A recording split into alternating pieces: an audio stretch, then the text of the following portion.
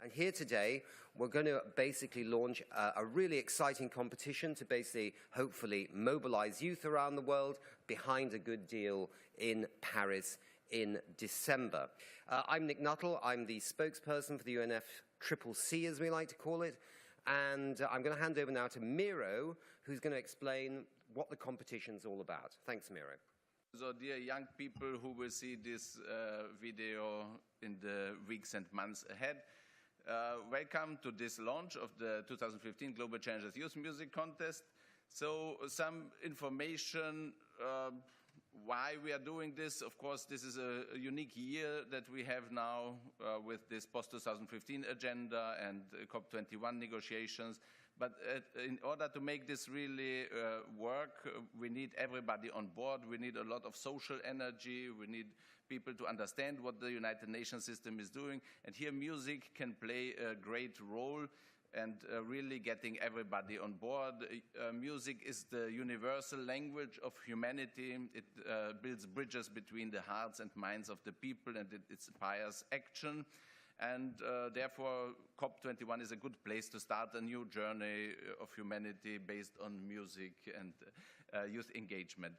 Our slogan is, let the music talk, let the rhythm play, let the world know what the youth have to say. It aims to engage young people in global challenges action in the context of goals and programs of United Nations systems for music, youth-focused narratives, and innovative media partnerships. And by offering a COP21 Global Youth Music Contest Award this year, we want to provide particular support to the work of the UNFCCC and getting the momentum that COP21 will be a big success. The organizers of the competitions are UNESCO Management of Social Transformation Program and my organization, the International Association for the Advancement of Innovative Approaches to Global Challenges, in cooperation with UNFCCC Secretariat, Article 6. And then we have partners also in New York, because it's important that we build conceptual bridges also between the post-2015 Sustainable Development Agenda and climate change. We have also media partners as important partners. We are working with European Broadcasting Union, and we have also additional partners who are working on local COP 2015 action, like the Citizens Climate Lobby and also with the organizers of youth conference on youth. There are two components. One is the online competition, global online competition, and the other component is the TV show in December. I would like to show you how a music clip could look like that we have in mind when calling for this.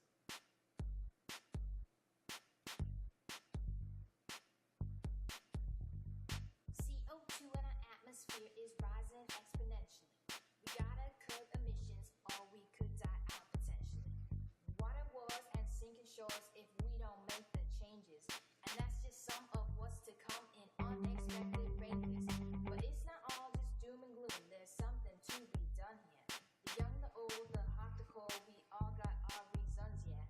We rap, we call, we march, we sing. We're gonna try our hardest to get our leaders to hear our calls and commit to binding targets. 350, yeah, 350. That's the safe level, but above that it gets iffy, yeah. This was an example, a submission that we've received in 2009 ahead of the COP 15. In cooperation with 350.org, we organized their very small competition. Thanks very much for outlining the plans for this music competition, which sounds really exciting. I'm going to go over to my colleague here, and if you can give us a little bit of a brief assessment of how you're involved and how you see this competition. Thanks. Sure.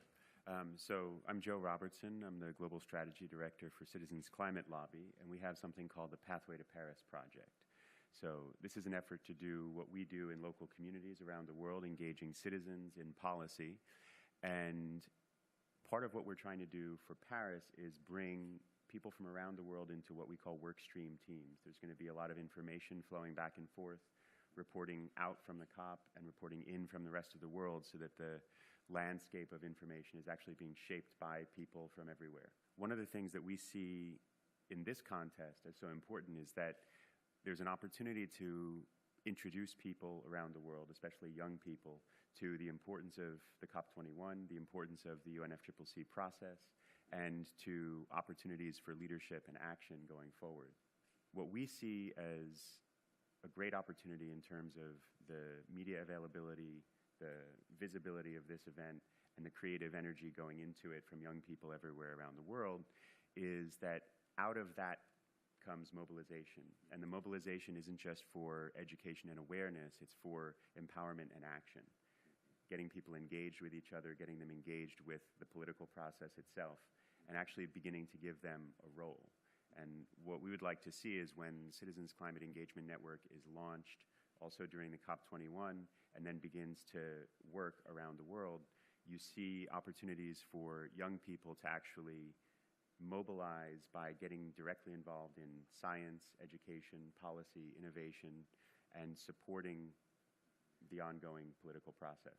We have our youth representative here. How does this all fit in with your plans and what you're up to in the run-up to COP21 in Paris? Well, we imagine an event where we can discuss about climate change not only for a scientific or negotiation perspective, but also from an artistic, activist perspective. And we also imagine a gathering of young people that will happen not only in Paris, such as COP21, but that will happen all over the world. And that will comes with the message that youth is obviously everywhere, and to really have an inclusive message and inclusive process, we have to come to these people and not only expect them to come. We also imagine an event that will happen on the 5 continents simultaneously. And this, to achieve the goal of have more people involved in the process and to be able to tackle these issues from different perspectives. So ranging from people who more or less never heard about climate change or didn't have the time or the money to dedicate to this, to climate experts. And how do we achieve this gathering, this inclusive process? We have 3 axes of proposition and mobilization. The first one is to organize local events.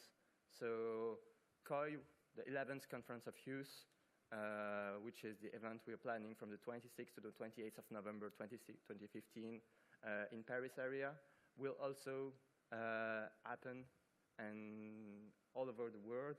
And we want to make sure that these events are not only broadcasted one way, and our second axis of mobilization to make sure that we share resources, which means that one speaker at some part of the world can exchange his message and ideas with all the local events. And this sharing of resources allows underprivileged areas or people who don't have the funding to have key speakers to come to benefit from anything we can expect from a good internet connection. And the third axis of mobilization is to come with an attractive and innovative program. And this is where I believe music comes in, because music has always been the way to engage people into social causes for the couple of decades, I would say. And as you said it very well, Miro, it carries the message without the words, and it never needs translation. Music should also carry the message that the youth generation has something to do with climate change adaptation and mitigation, and in that way we should reach out more people and bring awareness to that. And on the Conference of Youth side, we believe that having local events will allow us to organize the so-called GYCMX, or an independently organized youth music contest. And in that case, we will benefit from the diversity that comes from events located all around the world. And maybe, I don't know, this could bring a little bit of diversity in our Western music style. Great. Thank you. Well, thanks very much indeed. So as we say, we're here today to launch this, this competition. We need all young people around the world to basically get their guitars out, get the pianos out, get whatever musical instrument you want to get out, or if you just want to rap, that's fine without music, whatever you want to do, but make a contribution to this competition. At the UN Framework Convention on Climate Change, we're already running something called Climate Song of the Week, and we'd be happy to profile some of these songs coming through as one of our weekly hits. And above all, while it's about climate change, while it's about some of the big issues in the world, it's also about having fun. So, you know, climate change can be fun, and this is a living example of it. By tackling it, you can change the world, and also maybe you can win a trip to Paris. Yes, exactly. Excellent. Okay, thank you very much.